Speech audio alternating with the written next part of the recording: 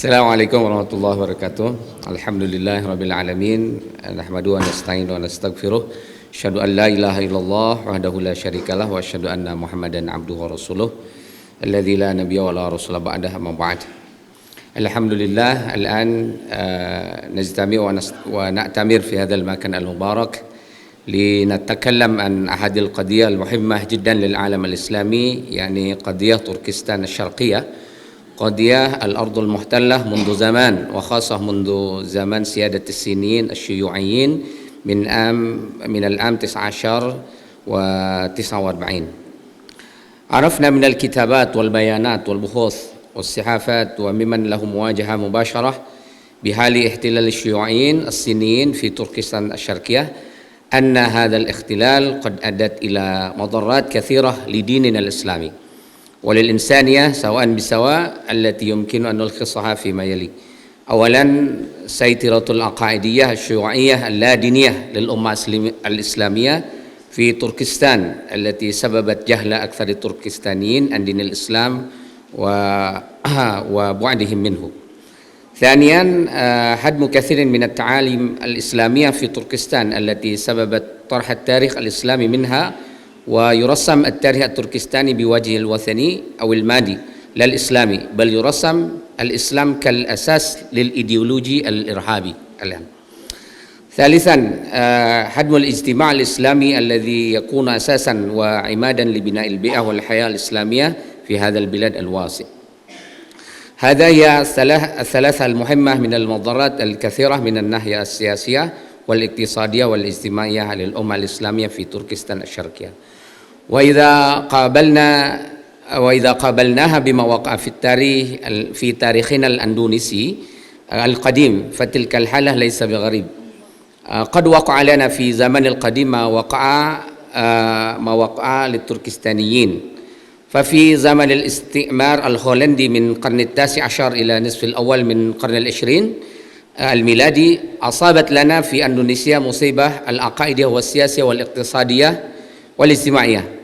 قد هدمت هولندا جميع المملكة الإسلامية في الجزيرة وسيطرتها تحت لواء مملكتهم باسم الجديد، يعني اسمها هند الهولندا. هذا الاسم ليس موجود الآن، ولكن الاسم الجديد يعني أندونيسيا.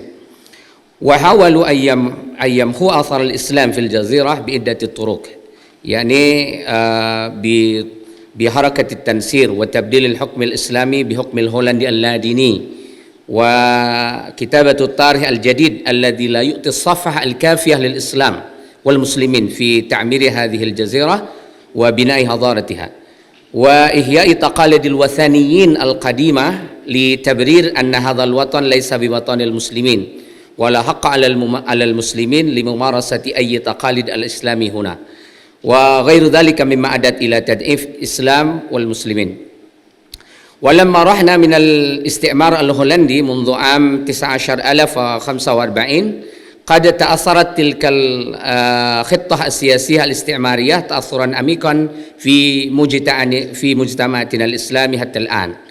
مثلا، استصعبنا أن نعيد الحكم الإسلامي لكي أساسا لحكم الجمهوري الرسمي مهما كان المسلمون واجهوا المستعمرين في الصف الأول حتى استقلت هذه البلدة الطيبة منهم.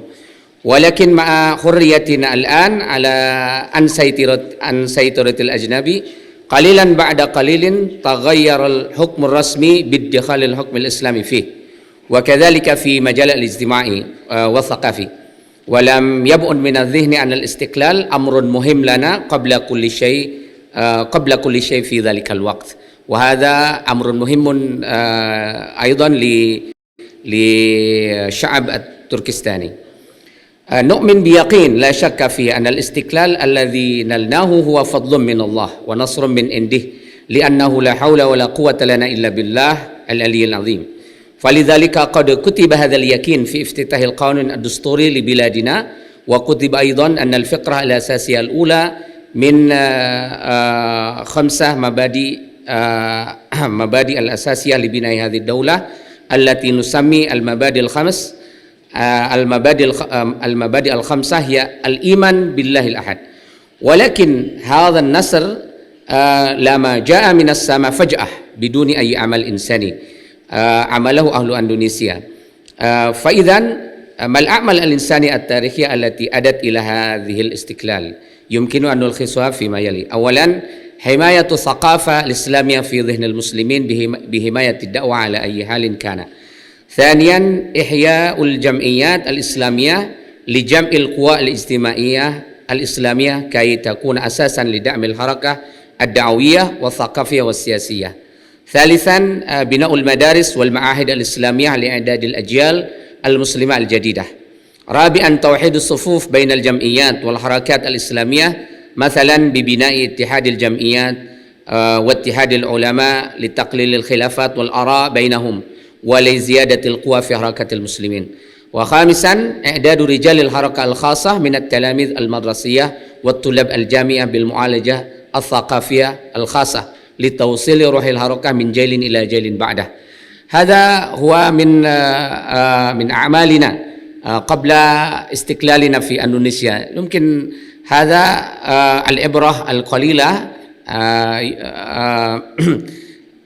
الذي يمكن أن يعتبرها أهل تركستان إن شاء الله. يمكن هذا. السلام عليكم ورحمة الله وبركاته.